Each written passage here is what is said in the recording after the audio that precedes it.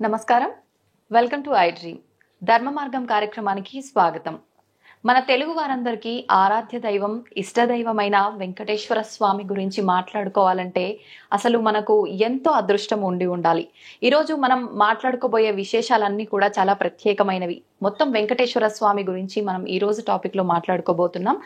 ప్రస్తుతం నాతో పాటు ఉన్నారు విశ్వపతి టీవీఆర్కే మూర్తి గారు. ఆయన వెంకటేశ్వర స్వామి గురించి ప్రతిసారి మనకు ఎన్నెన్నో మంచి విషయాలను తెలియజేస్తూనే ఉంటారు. వారు రాసిన పుస్తకాల రూపంలో కూడా వెంకటేశ్వర స్వామి యొక్క వ్రత విధానం అయితే ఏంటి, వ్రత కల్పం అనే పుస్తకంలో చాలా చక్కగా రాశారు. వెంకటేశ్వర స్వామి లీలల గురించి తెలియజేయడం కోసం ఇప్పుడు మనతో పాటు ఉన్నారు. సార్తో మాట్లాడి తెలుసుకుందాం. నమస్కారం సార్. నమస్కారం తల్లి, చాలా సంతోషం మళ్ళీ ఇన్ని రోజుల తర్వాత కలుస్తున్నాం మనం. అవును సార్, నాకు చాలా సంతోషంగా ఉంది సార్. చాలా సంతోషం సార్. వెంకటేశ్వర స్వామి అందరికీ ఎంతో ఆరాధ్య దైవం, ఇష్ట దైవం. ఆయన్ని ఒక్కొక్కరు ఒక్కో రకంగా పిలుచుకుంటారు. చాలా రకాల పేర్లు కూడా ఉన్నాయి. మరి ఎవరికి ఇష్టం వచ్చినట్టుగా వాళ్ళు పిలుచుకుంటున్నారే తప్ప స్వామి వారికి ఏ పేరుతో పిలిస్తే ఇష్టం ఉంటుంది సార్, తెలియజేయండి. మనం విష్ణు సహస్రనామం చదువుతాం కదా, విష్ణు సహస్రనామంలో ఎన్ని 1000 నామాలు. అసలు ఆ స్వామికిట అనంత కోటి నామాలు ఉన్నాయంటారు. ఏ నామంతో పిలిచినా చక్కగా పలుకుతాడు ఆయన. అసలు సహస్రనామాలు అంటేనే మనకి సహస్రం అనేది 1000 కాదనమాట, అనంతమైన అని అర్థం. మనం వింటుంటాం కదా, కో అంటే పలికే కొండల రాయుడు ఇట్లా అంటుంటాం కదా. ఆయనకి మనకి ఇలా వెంకటేశ్వర స్వామి, శ్రీనివాసుడు, గోవింద, శేషాచలపతి, ఇలా ఎన్నెన్నో, వెంకటనాథుడు ఇలా అంటుంటాం కదా. అసలు మన అందరి ఇళ్లలో ఏదో పేరు లేని వాళ్ళు చాలామంది వెంకట ముందు కలుపుకోవటం ఇటువంటి ఆనవాయితీకి చాలామందికి వస్తూ ఉంటుంది కూడా కదా. సో అందరూ కలుపుకుని చాలామంది ఇలా తరతరాలుగా అసలు మన హిందూ ముఖ్యంగా దక్షిణ భారత కుటుంబాలలో అనేక మందికి వాళ్ళ పేర్లలో వాళ్ళ ఫ్యామిలీ మెంబర్స్లో ఎవరికో ఒకరికి ఏదో ఒకటి స్వామివారిని పెట్టుకోవటం అలవాటుగా వస్తుంది ఎప్పటి నుంచో మనకి ముందర. కొంతకాలం కింద తప్పదు, ఏదో వెంకటయ్య, వెంకటన్న, వెంకటేష్ ఇట్లాగా, వెంకటేశ్వరరావు ఇలా కనపడుతూనే ఉంటారు మనకి, శ్రీనివాస్ అని ఇట్లా అని. సో వీటన్నిటిలో అన్ని నామాలు ఆయనకి ఇష్టమే. అసలు కేశవ నామాలు అని చెప్పి 24 నామాలు ఉంటాయి. కేశవైన మహా, నారాయణ మహా, మాధవైన మహా అని అంటాం.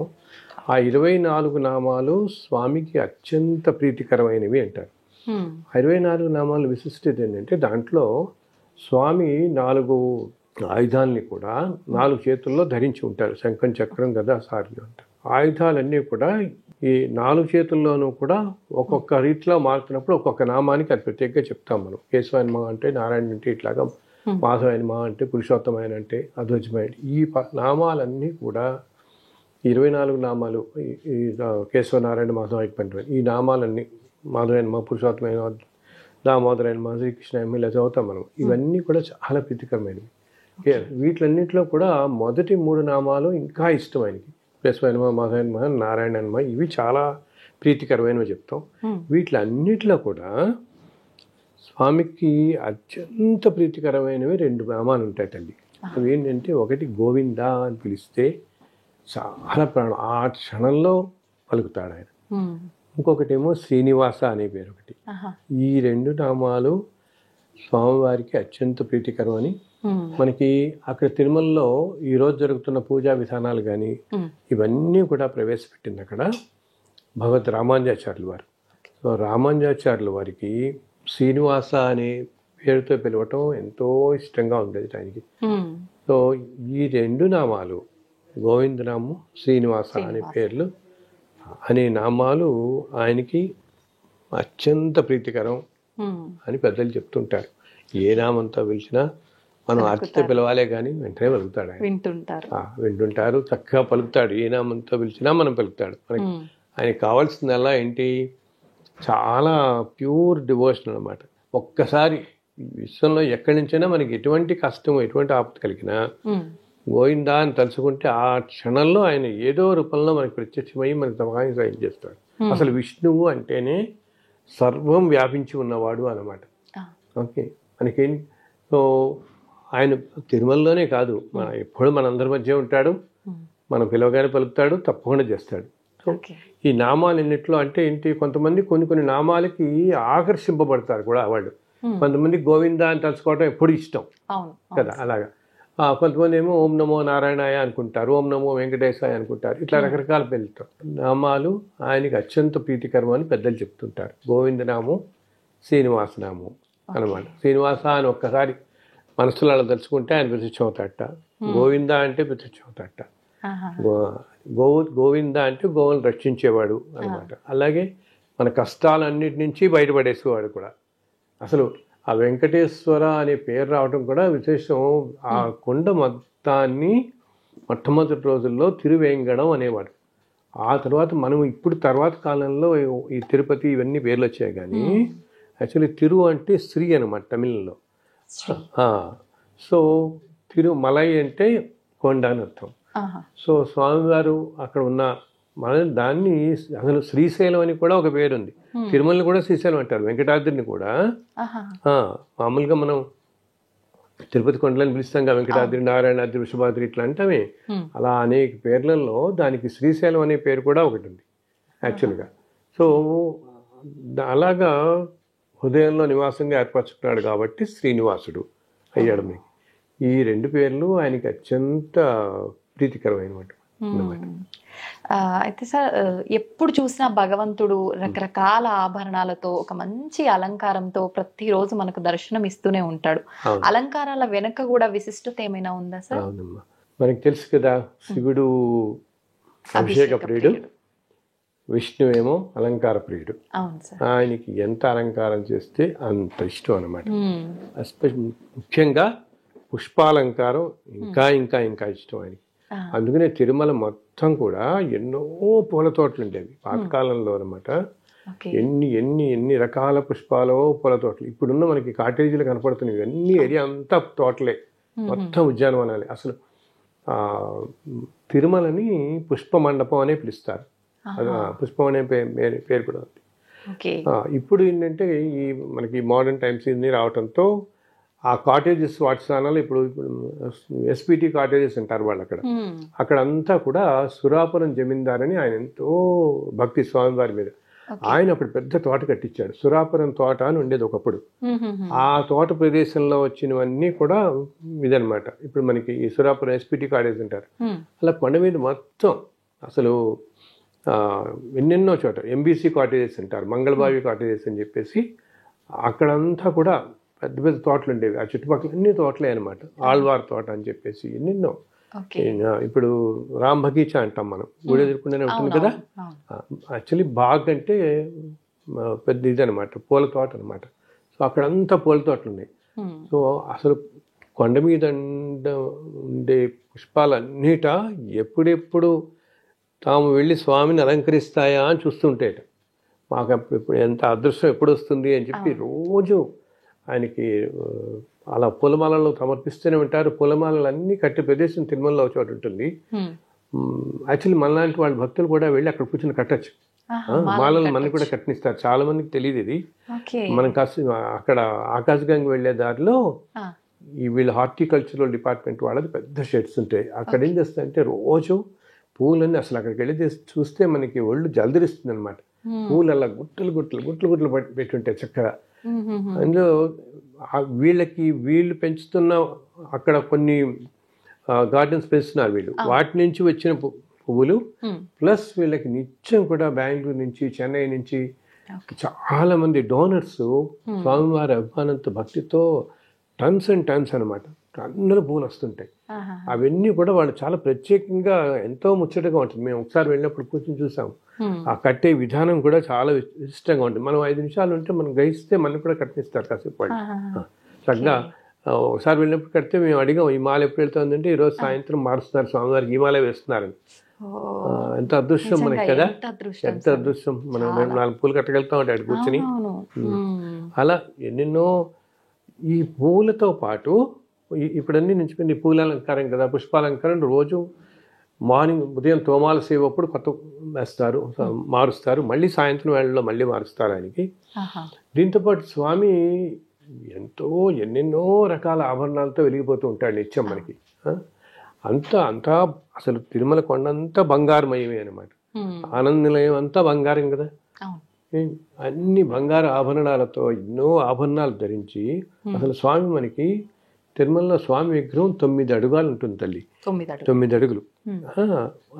కానీ మనకి ఏమిటంటే దూరం నుంచి మనం ఇన్ని ఆభరణాలతో మనం చూస్తాం కాబట్టి మనకి కొంచెం ఇలా తక్కువ ఎత్తులో ఉన్నట్టు కనిపిస్తాడు మనకి. ఇన్ని ఆభరణాలు అలంకరణాల మధ్య ఈ రోజుల్లో అందరికీ జైవిధుల నుంచే మనం చూడగలుగుతున్నాం కాబట్టి దర్శనం దూరంగా. కానీ 9 అడుగులు ఎత్తు ఎన్నో రకాల ఆభరణాలు ఉంటాయన్నమాట. ఎప్పుడు ధరించుంటాడు. అండ్ అన్ని ఇందో చెప్తాను అంత బంగారమయ్యే కదా. అన్ని చోట్ల బంగారు వాకిలి, ధ్వజస్తంభం, అసలు శేషాచలం కొండలు అన్నీ కూడా మొత్తం బంగారమే అంటారు. కృతయుగంలో దీని ఇదంతా బంగారు కొండలట. ఇప్పుడు కలియుగంలో మనకి ఇలా శిలల్లా కనిపిస్తున్నాయి. కానీ అందుకని దానికి కనకాద్రి అనే పేరు కూడా ఉంది. తిరుమలకి మనం వెంకటాద్రి ఎలా అంటామో కనకాద్రి అనే పేరుతో కూడా పిలుస్తారు. అందుకని మనం ఇప్పటికీ కూడా మనం తిరుమల కొండ ఎక్కేటప్పుడు సాయంత్రం వేళల్లో చూస్తే సన్ రేస్ పడుతున్నప్పుడు గోల్డెన్ కలర్లో మెరుస్తుంటాయి ఆ కొండలన్నీ కూడా. సైడ్ నుంచి చూస్తే మొత్తం గోల్డ్ కలర్లో మెరుస్తుంటాయి మనకి అనమాట. అంతా బంగారమయమే. మనం ఇంకా కలియుగంలో మానవులు అన్ని పాపాలు చేసుకుని అధర్మంగా ఉంటారు కాబట్టి మనకి ఆ బంగారం కనపడకుండా శిలలా కనపడుతున్నాయి అవన్నీ మనకి. సో ఎన్నో ఆభరణాలు, ఎన్నో దివ్యాభరణాలు ధరించుంటాడు. ఈ ఆభరణాలని స్వామివారికి నిత్యం అలంకరించే అర్చకులు వాళ్ళెంత అదృష్టవంతులు. ముందు సాక్షాత్తు భగవంతుడికి ఆయనకి అన్ని శ్రీమన్నారాయణ వారికి ఆ పురుషోత్తముడికి ఇన్ని అలంకరిస్తున్నారంటే వాళ్ళ చేతులతో ఎంత అదృష్టవంతులు, ఎంత పుణ్యం చేసుకున్నారు వాళ్ళందరూ. సో దాన్ని ఆలయ సాంప్రదాయంలో సమర్పణ అంటారు. సమర్పణ అన్నమాట. అది కూడా ఏంటంటే 3 రకాలుగా ఉంటుంది. సామాన్య సమర్పణ ఒకటి, విశేష సమర్పణ ఒకటి, ఇంకోటి మోజాతి సమర్పణ అంటారు. సామాన్యంగా సమర్పణ అంటే రోజు స్వామివారికి ఉండే ఆభరణాలన్నీ అనమాట. ఆయనకి ఎప్పుడు తొండమానుడు ఇచ్చినటువంటి ఆ కిరీటం మాత్రం ఎటువంటి వేళలో వాళ్ళు సడలించరు. కిరీటం ఎప్పుడూ ఉంటుంది. స్వామివారి పాదాలు బంగారు రేకులతో కప్పబడి ఉంటాయి. ఏమ్మా బంగారు రేకులతో ఉంటాయి. అందుకని మనకి మామూలు రోజుల్లో పాదాలు కనపడవు. మనం ఒక్క శుక్రవారం మాత్రం నిజపాద దర్శనం అప్పుడు ఆ బంగారు పాదాలు తొడుగులు తీసి మామూలు రోజులు మొత్తం తులసి ఆకులతో పూజ చేస్తారు. తులసి దళాలే కప్పబడి ఉంటాయి, మనకి కనపడవు. ఒక్క అభిషేకం తర్వాత మనకి ఆ నిజపాద దర్శనం ఆ రోజు మాత్రం చూడగలుగుతాం. స్వామివారి నిజపాదాలను మనం దర్శించగలుగుతాం. ఇంకా అక్కడి నుంచి స్వామికి భుజకీర్తలు ఉంటాయి, ఎన్నో మాలలు ఉంటాయి, సహస్రనామ మాల ఉంటుంది, అండ్ లక్ష్మీహారం అని ఉంటుంది. ఈ లక్ష్మీహారం ఏంటంటే తల్లి అది 365 రోజులు స్వామికి ఉంటుంది. అలా ఎప్పుడూ స్వామితోనే ఉండేది ఆ లక్ష్మీహారం అని ఉంటాం. అలాగే కాసులతో చూస్తాం, లక్ష్మీ రూపుల కాసులతో. ఆ లక్ష్మీహారాన్ని అది ఒక్క బ్రహ్మోత్సవాలలో గరుడోత్సవం రోజు మాత్రం ఆ హారం బయటికి తీసుకొచ్చి ఆ స్వామికి అలంకరిస్తారు, మలయప్ప స్వామికి. మిగతా అన్ని రోజులు ఆ లక్ష్మీహారం స్వామికే ఉంటుందన్నమాట. దీంతో పాటు భుజకీర్తులు ఉంటాయి, కడియాలు ఉంటాయి, నాగాభరణాలు ఉంటాయి, అన్ని బంగారు నాగాభరణాలు. అండ్ మళ్ళీ బంగారు వడ్డాణం ఉంటుంది, ఎంతో అద్భుతం. ఆయన అసలు ఏమంటాం మనం, మెస్మరైజింగ్ అనమాట. ఆ బంగారు వడ్డాణం పెట్టుకుని ఉంటారు. దాంతోపాటు ఆయనకి బంగారు మొలతాడు, చిన్న గంటలతో ఉండే చిన్న గంటలతో ఉండే బంగారు మొలతాడు ఉంటుంది స్వామికి. అలాగే ఒక 6 పోగుల బంగారు యజ్ఞోపేతం ఉంటుంది స్వామికి. చేతికి కడియాలు ఉంటాయి, కాళ్ళకు ఉంటాయి, అండ్ ఎన్నెన్నో అనమాట. భుజకీర్తులు, చెవికి కర్ణాభరణాలు, ఇన్ని ఆభరణాలతో అసలు ఇవన్నీ కూడా ఏంటంటే స్వామికి ఒక 24 మూరల పొడవైన అండ్ 4 మూరల వెడల్పైన ఒక పట్టు వస్త్రాన్ని స్వామికి చుడతారు. ఈ ఆభరణాలన్నీ కూడా అలంకరించాలి కదా, అలంకరించడానికి మనకి ఆ సపోర్ట్ కావాలి కదమ్మా. అందుకని స్వామికి 24 మూరలు పొడవు, 4 మూరలు వెడల్పు ఉండే పెద్ద పట్టు వస్త్రానికి స్వామికి కడతారు. అది ధోవతిలాగా. అలాగే ఒక 12 మూరలు పొడవు ప్లస్ 2 మూరలు వెడల్పు ఉండేదేమో ఉత్తరీయంగా కడతారని. దీని మీద స్వామి అన్ని ఆభరణాలు మరి ఉంటాడు. అసలు ఒక్కోసారి మనం మనం చూస్తూ ఉంటాం కదా. అవును. విచిత్రం ఏంటి, విశేషం ఏంటంటే మనం గమనించాల్సింది, మన వాళ్ళందరికీ కూడా బంగారం పెట్టుకోవడం అంటే అందరికి ఇష్టం కదా. బంగారు ఆభరణాలు అందరం ధరిస్తారు కదా మన వాళ్ళందరూ. అయితే స్వామికి బంగారు ఆభరణాలు ధరించడానికి మనం ధరించడానికి తేడా ఏంటంటే, మనం ధరించేవి మానవులందరూ వీళ్ళు ధరించేవి వాళ్ళ సంతోషం కోసం, స్వామి ఈ ఆభరణాలన్నీ ధరించేది మన ఆనందం కోసం. అర్థమైందా? ఈ ప్రపంచంలో అందరు భక్తుల ఆనందం కోసం అన్ని ఆభరణాలు ధరించి, అసలు అవన్నీ ఎన్ని కిలోల బరువు ఉంటుందంటే, అసలు నువ్వు ఎలా మోస్తున్నావు నాన్న ఇవన్నీ అనిపిస్తుంది ఆభరణాలన్నీ. కానీ ఏమంటాం, ఒక్క చిటికిన వేలతో గోవర్ధన పర్వతాన్ని మోసిన ఆయనకి ఈ బంగారు ఆభరణాలన్నీ ఒక లెక్క. అసలు ఈ సమస్త విశ్వాన్ని భరిస్తున్నాడు కదా ఆయన.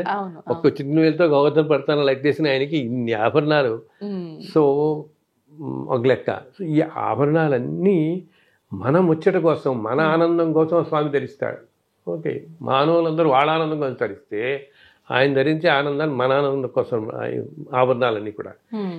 వీటిల్లో మళ్ళీ ప్రత్యేక ఆభరణాలని కొన్ని ఉంటాయి. ఏంటి ప్రత్యేకమైన వజ్ర కిరీటాలు? అవి ఎవరైనా ప్రధానమంత్రులు కానీ రాష్ట్రపతులు కానీ ముఖ్యులు ఎవరైనా వచ్చినప్పుడు స్వామి అలంకరిస్తారు విశేషంగా. వీటితో పాటు మోజాతి అలంకరణ అంటారు. మోజాతి అలంకరణ అంటే ఉత్సవాల టైంలో అన్నమాట. ఇలా బ్రహ్మోత్సవాలు, ఇలా ఉత్సవాలు వచ్చినప్పుడు ఆ టైంలో ఇంకా కొన్ని స్వామికి ఇంకా ప్రత్యేకమైన ఆభరణాలు, ప్రత్యేకమైన కిరీటాలు స్వామిని అలంకరిస్తారు. యాక్చువల్గా స్వామివారికి ఇన్ని సంవత్సరాలుగా ఎంతోమంది రాజులు, చక్రవర్తులు, జమీందారులు ఎన్నెన్నో అసలు వజ్ర వైఢూర్యాలు పొరిగిన కిరీటాలు కానీ, కటిహస్తం, వరదహస్తం, ఈ హస్తాలకు కూడా అన్ని బంగారు తొడుగులు ఉంటాయన్నమాట. అవి ఎన్నో రకాలు చేయించారు ఎంతోమంది. అండ్ ఇప్పటి నుంచి కూడా కాదు, అసలు కొన్ని వేల సంవత్సరాల నుంచి అలా ఎంతో చేయించిన వారిలో ఎంతో భక్తుడు స్వామివారికి శ్రీకృష్ణదేవరాయలు తాను బతుకున్నంత కాలంలో 7 సార్లు తిరుమల వచ్చి, ఏదైనా దండయాత్రకు వెళ్ళినప్పుడు అక్కడ విజయం చేసుకోగానే తిరుమలకు వచ్చేవాడు. ఆయన వచ్చి దర్శించుకుని 7 సార్లు స్వామిని దర్శించి వచ్చిన ప్రతిసారి ఎన్నెన్నో ఆభరణాలు సమర్పించాడు అనమాట. ఎందుకంటే మన దురదృష్టం కొద్దీ ఇప్పుడు కొన్ని లేవు, మనకి అంటుంటారు అందరూ. తెలియదు అంటుంటారు, అన్నీ లేవు ఇప్పుడు ప్రస్తుతం అని అంటుంటారు. కాలక్రమంలో మనకి తెలియదు. కానీ కానీ ఆభరణాలు ఆ రోజుల్లో అందరూ అన్ని శాసనాలు వేసేవారు కాబట్టి ఆయన వచ్చినప్పుడల్లా శాసనం వేసేవాడు. ఈ ఆభరణాలు నేను సమర్పించాను, ఇన్ని హారాలు, ఈ కిరీటం, ఇది ఇట్లా అంటూ అనమాట. అలాగా ఎన్నో సమర్పించాడు ఆయన అసలు కిరీటాలు కానీ ఎన్నో అని. ఇవి ఇలా ప్రత్యేకమైనగా ఇప్పుడు బ్రహ్మోత్సవాల టైంలో అటువంటప్పుడు ఇంకా ప్రత్యేకంగా స్వామిని అనేకమైనటువంటి ఆభరణాలతో స్వామిని అలంకరిస్తాడు. అప్పుడు అసలు ఇంకా ఆ స్వామి వైభవం చూడడానికి మనకి 2 కళ్ళు చాలు, అంత వైభవంగా ఉంటాడనమాట ఆయన.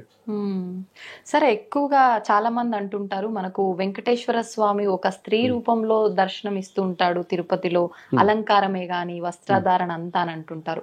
ఎందుకని ఆ రూపంలో ఉంటారు అంటే, యాక్చువల్గా ఏంటంటే తల్లి, తిరుమలలో వెలిసిన స్వామివారు ఈ సృష్టి మొత్తానికి మూల కారణమైన శక్తి స్వరూపం.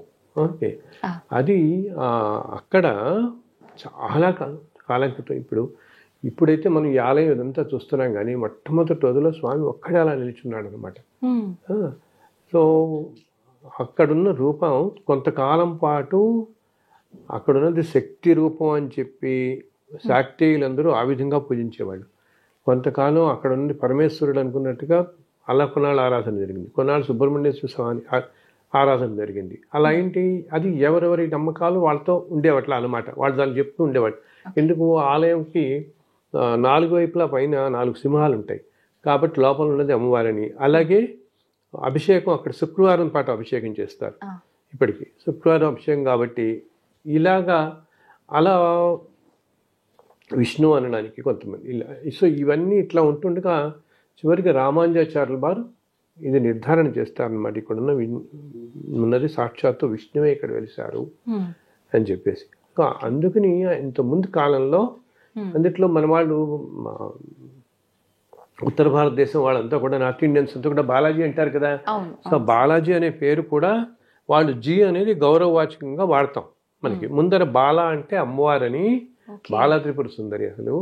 సో బాలాకి జీ అని చెప్పి బాలాజీ అని పిలవటం మొదలుపెట్టారు వాళ్ళు. సో ఏంటి, అక్కడ ఉన్నది మనం కొలుస్తున్న విష్ణుమూర్తిగా కొలుస్తున్నప్పటికీ ఈ సృష్టి మొత్తానికి కారణభూతమైన శక్తి అంతా అక్కడ కేంద్రీకరించి ఉంటుంది అన్నమాట. సో కొంతమంది అందుకని అలా అంటుంటారు ఆ విధంగా. స్వామివారిని మలయప్ప స్వామి అని కూడా పిలుస్తుంటారు కదా సార్. మళ్ళీ ఉత్సవాల్లో ఊరేగింపుల్లో కూడా స్వామివారిని మలయప్ప స్వామి రూపంలోనే ఊరేగిస్తుంటారు. ఎందుకని? తిరుమల మనకి ఆలయంలో ఉండేదాన్ని ధ్రువబేరం అంటాం. అంటే ఏంటి, అసలు కదల్చరు అంతే కదా ఆలయాల్లో అన్నిట్లో. సో ప్రతి ఆలయానికి మనకి ఎన్నో ఉత్సవాలు ఉంటాయి. ఉత్సవాలు అంటే ఏంటి, ఎంతో ఉత్సాహాన్ని కలిగించేది. సో స్వామి మనకి మన ఊళ్ళల్లో చూసుకున్న మనకున్న ఆలయాల్లో కూడా, ఎన్నో ఆలయాల్లో కూడా ప్రతి సంవత్సరం అనేది ఉత్సవాలు చేస్తుంటాం. ఉత్సవాలు అప్పుడు స్వామివారు ఏమిటి, ఆలయం నుంచి బయటకు వచ్చి వీధుల్లో ఆ గ్రామంలో వీధులన్నిటిలో తిరుగుతూ మనందరికీ ఆనందం కలగజేస్తాడు. సో అందుకని ఆ స్వామికి ఏదైనా ఒక ఉత్సవమూర్తులు మనకు ఉండాలి కదా. సో అన్ని చోట్ల ఏం చేస్తారు వీళ్ళు, ఆ ఉత్సవమూర్తులు తయారు చేసి ఆ ఉత్సవమూర్తులు ఈ అన్ని ఉత్సవాల్లో మనకి పాల్గొని ఉంటాయి. అలాగే తిరుమలలో కూడా పాతకాలంలో శ్రీనివాసమూర్తి విగ్రహం ఒకటి ఉండేది. అది దాన్ని అక్కడ మనకి తిరుమల ఆలయంలోనే భోగ శ్రీనివాసమూర్తి అని ఒక విగ్రహం ఉంటుంది. అది మూల విగ్రహాన్ని పోలే ఉంటుంది, చిన్నది ఉంటుంది అన్నమాట. ఎప్పుడు కూడా స్వామివారి పాదాల కింద ఉంటుంది. మనం గమనించాం కానీ పక్కనే పెట్టి ఉంటుంది ఆ విగ్రహం. అది సామవయ్య అని ఒక రాణి ఒకసారి వచ్చినప్పుడు పాతకాలంలో ఆ తిరుమల ఆలయానికి బహుమానంగా చేసి ఇచ్చింది అనమాట. భోగ శ్రీనివాసమూర్తి అని నిత్యం ఆ భోగ శ్రీనివాసమూర్తికి కూడా అభిషేకం చేస్తారు. ఇప్పటికీ కూడా పొద్దున స్వామివారితో పక్కన అభిషేకం, స్వామివారి పాదాలు ఈ అభిషేకం చేస్తారు. ఇలాగా కొలువు శ్రీనివాసమూర్తి అని విగ్రహం ఉంటుంది, ఉగ్ర శ్రీనివాసమూర్తి అని, మలయప్ప స్వామి ఇవన్నీ ఉంటాయి. ఈ మలయప్ప స్వామి శ్రీదేవి భూదేవులతో సహా. ఈ ఉగ్ర శ్రీనివాసమూర్తి అనే విగ్రహం ఏంటంటే మొట్టమొదటి కాలంలో ఈ ఉత్సవాలన్నింటిలో ఆ విగ్రహమే ఊరేగింపుగా వచ్చేది. ఈ ఆలయం ఆడవీధులు అంటాం కానీ 4 మాడవీధుల్ని మనం అయితే ఏమైంది, ఒకసారి అలాగా ఆయన విగ్రహం ఉత్సవంలో తీసుకొస్తున్నప్పుడు ఒక్కసారిగా ఆ స్వామికి ఎదురుకుండా, ఆ రూపానికి ఎదురుకుండా కనపడుతున్న అర్చకులు ఇళ్ళు అన్నీ ఉంటాయి, అవన్నీ ఒక్కసారి దగ్ధమైపోయాయి. సో వాళ్ళకి అర్థం కాదనమాట ఏమిటి అని. ఇంతలో ఎందుకు ఇలా ఒక్కసారి ఇంత అగ్నిపాదం జరగటం ఏంటి ఇదంతా అనేటప్పటికి ఇంతలో స్వామి ఒక అర్చకులకి ఆవహించి ఒక మాట చెప్తారు. ఆయన కలియుగంలో విపరీతంగా అధర్మం పెరిగిపోతుంది ఇప్పుడు ఇంకా, అందుకని నా ఈ ఉగ్ర రూపాన్ని మాత్రం మీరు ఇంకెప్పుడు బయటకు తీసుకురాకండి ఉత్సవాల్లో. నా ఈ రూపాన్ని తీసుకొస్తే ఇదంతా కూడా చాలా అనేకమైన ఇటువంటి ఉత్పాతాలు అవి జరుగుతాయి, నన్ను తీసుకురాకండి ఆయన చెప్తారు. మరి మీకు ఈ ఉత్సవాల్లో పాల్గొనడం కోసం మీరు ఇక్కడి నుంచి చెప్తారు ఫలానా దిక్కుకు వెళ్ళి అక్కడ మీరు లోయలో కొంచెం కిందకి వెళ్ళి చూస్తే నేను అక్కడ మీకు ప్రత్యక్షపై ఉన్నాను, నేను దేవరులతో సహా ఉన్నాను. మీరు ఇప్పటి నుంచి ఆ విగ్రహాలనే తెచ్చుకుని ఉత్సవాలన్నింటిలో వినియోగించండి అని చెప్తారు. సో అప్పుడు ఏం చేస్తారంటే వీళ్ళు వెంటనే ఈ ఉగ్ర శ్రీనివాసమూర్తి విగ్రహాన్ని తీసుకొచ్చి లోపల ఆలయంలో పెట్టి ఉంచేసి ఆ తర్వాత రోజు ఉదయం స్వామివారికి నమస్కరించి, స్వామి ఇలా చెప్పావు నువ్వు, మాకు కొంచెం తేలిగ్గా కనపడేలా, ఇప్పుడు అంత కొండల్లో కనపడాలి కదా ఆయన, ఎక్కడున్నావో నువ్వే మాకు కరుణించి దయచేసి నువ్వు చెప్పిన ఇలా ఈరోజు ఉదయం చెప్పిన మా మలయప్పమూర్తి ఎక్కడున్నారు, అదే మీ ఉత్సవ విగ్రహాలు ఎక్కడున్నాయి ఒకసారి చూపించండి అంటూ వీళ్ళు ఇంకా మేళతాళాలతో లోయ దగ్గరికి వెళ్తారు. లోయ దగ్గరికి వెళ్తే ఒక చోట నుంచి ఒక కింద ప్రదేశంలో వాళ్ళకి ఓమని నెమ్మదిగా వినిపిస్తూ ఉంటుంది, శబ్దం వినిపిస్తూ ఉంటుంది. అప్పుడు ఆ శబ్దాన్ని పట్టుకుని ఆ దారిలో అలా వెళతారు వాళ్ళు. వెళుతూ ఒక చోటకి వెళ్ళేప్పటికి ఆ శబ్దం తీవ్రత నెమ్మదిగా అలా తగ్గుతూ వస్తుంది అనమాట. అప్పుడు అనిపిస్తుంది వీళ్ళలో భగవంతుడు ఎక్కడో ఉన్నాడు. అక్కడ ఒక చోట చివరికి వెళ్తూ కనిపిస్తే అక్కడ ఒక్కసారిగా ఆ లోయలో చక్కగా వాటన్నిటి మంచి ఏమంటాం ఎంతో సుగంధభరితమైన మొక్కలన్నీ ఉంటాయి అక్కడంతా. అసలు తిరుమల కొండల్లోనే ఎన్నో పూల చెట్లు ఎంతో అద్భుతమైన అని చెప్పాం కదా మనం. ఆ అడవుల్లో కూడా బ్రహ్మాండమైన పుష్పవనాలన్నీ ఉంటాయన్నమాట. అలా ఒక చోట ఈ మొక్కలన్నిటి మీద ఆ పక్కన 3 విగ్రహాలు వీళ్ళకి దొరుకుతాయి. అది ఇప్పుడు మనం మలయప్ప స్వామి అని చెప్పి మనం అన్నిట్లోనూ బ్రహ్మోత్సవాల్లో అన్నిట్లో తిరుగుతూ కనపడతారు కదా మనకి ఆయన విగ్రహం. ఆయన ఉభయ దేవేరులతో ఆ స్వామివారు అక్కడ కనిపిస్తారు. అప్పుడు ఆ విగ్రహాన్ని తీసుకుని ఆ 3 విగ్రహాలతో ఇంకా ఎంతో సంతోషపడి తీసుకొచ్చి ఇంకా అది వాళ్ళ సంతోషానికి ఎంతో ఆనందంతో ఆ రోజు ఒక పెద్ద ఉత్సవంలా జరిపి ఆలయం ఆడవీధులు అన్నిట్లో వీటికి అన్ని పరిచారాలు చేసి చక్కగా అభిషేకం చేసి స్వామివారికి విగ్రహాలకి మాడవీధులు అన్నింటిలో తిప్పుతారనమాట, ఊరేగింపు చేస్తారు భక్తులంతా పాల్గొని. సో అది ఏంటంటే మలై అంటే ఇందా చెప్పాను తమిళంలో కొండ అనమాట. సో కొండ దిగున ఆ అంచుల్లో దొరికారు కాబట్టి ఆయన మలయప్ప అనే పేరు వచ్చింది ఆ విగ్రహానికి. సో మనం ఈరోజు చూసే ఈ విగ్రహాలన్నీ అయితే ఏంటంటే ఇప్పుడు ప్రతి ఉత్సవంలోనూ రోజు మనకి సాయంత్రం సహస్రదీపాలంకరణ సేవ అప్పుడు స్వామివారి శ్రీదేవి భూదేవిలతో వస్తారు కదా, ఇలా ఎన్నో ఉత్సవాల్లో వస్తారు. అండ్ ఇప్పుడు మనం చాలా చోట శ్రీనివాస కళ్యాణాలు అవి చేస్తున్నారు కదా, ఇట్లా వచ్చినప్పుడు అయితే తర్వాత కాలంలో వాళ్ళు ఏం చేస్తారంటే అదే పోలిన విగ్రహాలను చేయించి పెట్టారు. ఆ రోజు జరిగిన విగ్రహాలు అక్కడే ఉంటాయి, అవి ఎప్పుడు బయటకు తీసుకురారు.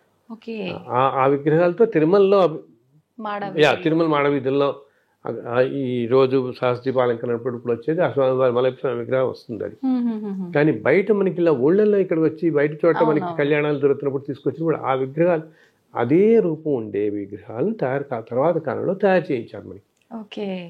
ఇది మలయప్ప స్వామి ఉభయ దేవేరులతో ఆ విగ్రహాల కథ ఇదనమాట. అలా దొరికిన విగ్రహాలు మనకి అవి. దాన్ని మనం ఇప్పుడు మలయప్ప స్వామి అని ఏంటంటే ఉత్సవాలన్నింటిలో ఒకటిగా మనకి ఆ స్వామివారిది ఇప్పుడు మన కళ్యాణంలో అన్ని చోట్ల చూస్తుంటుంది కదా మనం రోజు కూడా ఎక్కడ అన్నింటిలో కూడా అందరికీ ఏంటంటే ఆనందం కలిగించడానికి ఇన్ని విశేషాలు. అలా తిరుమలలో ఏంటంటే ప్రతి చెట్టు ప్రతి పుట్టకి ప్రతి రాయికి ఏదో విశేషం ఉంటూనే ఉంటుంది అక్కడ. అట్లా మన స్వామివారు ఆ విధంగా అనుగ్రహిస్తున్నాడమ్మా. సుమారు ఎంత కాలం అయి ఉండొచ్చు సార్ ఈ విగ్రహాలు మనకు దొరికి? చాలా కాలం వెళ్ళి చాలా కాలం క్రితం ఇది. అప్పటి నుంచి కూడా ఈ విగ్రహాలు నిత్యం ఈ తిరుమంజనం చేస్తారు, అన్ని సేవల్లో కూడా ఈ విగ్రహాలే పాల్గొంటాయి మనకి అనమాట.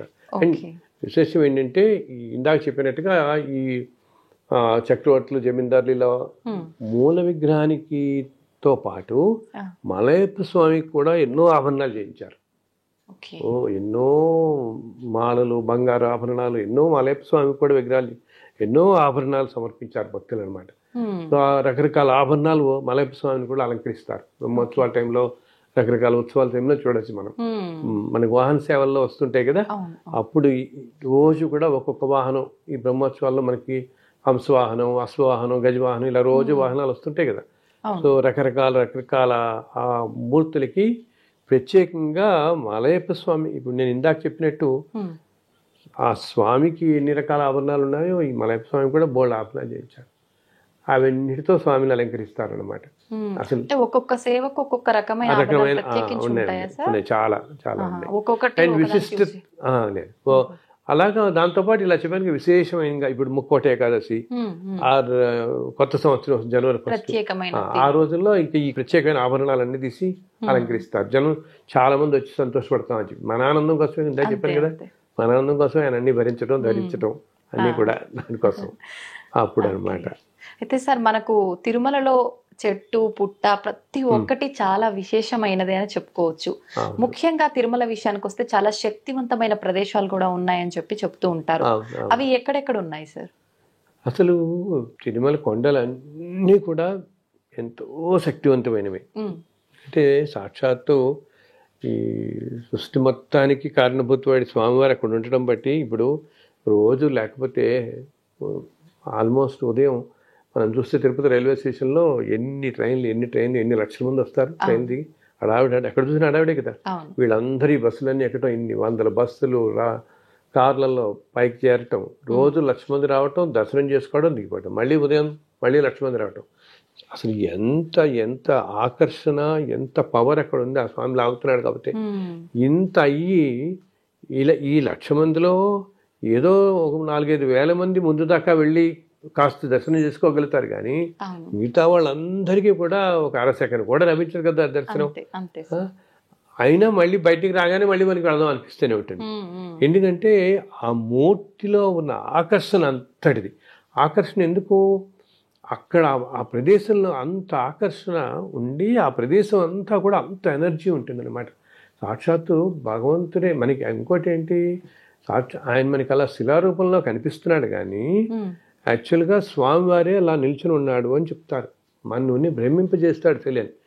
ఎందుకంటే ఈ అర్చకులు రోజు పూలమాలలు మారుస్తుంటారు కదా, ఆభరణాలు మారుస్తున్నా, పూలమాలలు మారుస్తున్నా, వాళ్ళు విగ్రహానికి తగలకుండా వీళ్ళని వరకు ప్రయత్నం చేస్తారు. ఒక్కొక్కసారి ఆ మాలలు వేస్తున్నప్పుడు ఆయన చెయ్యి అలా తగులుతుంటుంది. ఎంతో మెత్తగా కనిపిస్తుంది. అసలు శిల అనిపించదు వాడికి. జస్ట్ అలా భగవంతుడు అలా ఉన్నాడు అన్నట్టు ఆ ఫీల్ వస్తుంది వాడికి అన్నమాట. సో మనకి ఆ రూపంలో ఉన్నప్పటికీ సో సాక్షాత్తు అలా ఉండటంతో అక్కడ అంతా ఎంతో ఎనర్జీ ఉంటుంది ఆ కొండ మొత్తం కూడా. అది కూడా ఏంటి, తెల్లవారుజామునప్పుడు మనం ఇంకా ఫీల్ అవుతాం. 2-3 ఆ టైంలో సుప్రభాతం సేవ ఇటువంటి వెళ్తాను చూస్తాం మనం. ఆ టైంలో ఉదయం 4:30-5 దాకా వెళితే, ఎందుకంటే ఆ సమయాలలో దేవతలు అందరూ స్వామిని అర్చించుకోవడం కోసం వస్తారు అక్కడికి. ఎందరో దేవతలు అందరూ అసలుట రోజు మనందరినీ కూడా మనకు తెలుసు కదా, అష్టదిక్పాలకులు, నవగ్రహ దేవతలు. ఈ అష్టదిక్పాలకులు రోజు కూడా స్వామి దగ్గరికి వచ్చి ఆ స్వామిని దర్శించుకుని నమస్కరించుకుని వెంటనే ఇంక ఈ విశ్వం అన్నింటినీ కూడా వాళ్ళ విధులు నిర్వహించడానికి బయలుదేరుతారు. అలాగా అందరూ ఇంద్రాదేవతలు, అష్టదిక్పాలకులు కానీ నవగ్రహ దేవతలు అందరూ వస్తారు ఆ ఉదయం వేళల్లో. అందుకనే ఉదయం వేళల్లో అంత ఎనర్జెటిక్గా ఉంటుంది ఆ ప్రదేశం అంతా. దీంతో పాటు మనము ఇన్ని కోట్ల సంవత్సరాలుగా, ఇన్ని యుగాలుగా ఆయన ఉన్నారు కదా అక్కడ. సో స్వామి ఉన్న ప్రదేశం నుంచి, అంటే స్వామి విగ్రహం మూలమూర్తి ఉన్న చోట నుంచి మనకి చుట్టూతా ఒక వలయాకారంలాగా తీసుకుంటే మనకి ధ్వజస్తంభం దగ్గర నుంచి ఆ సర్కిల్ అంతా కూడా చాలా ఎనర్జీతో ఉంటున్నది. అది ఉంది అనడానికి ఇప్పుడు మనం ఏంటి, కొంచెం ఏమంటాం, ఏదైనా ఉపాసనతో ఉన్నవాళ్ళు, ధర్మంగా ఉండేవాళ్ళు, కొంచెం సాధనా మార్గంలో ఉండేవాళ్ళు, ఇట్లా ఉండే వాళ్ళకి అది గ్రహించగలుగుతాం ఆ ఎనర్జీ.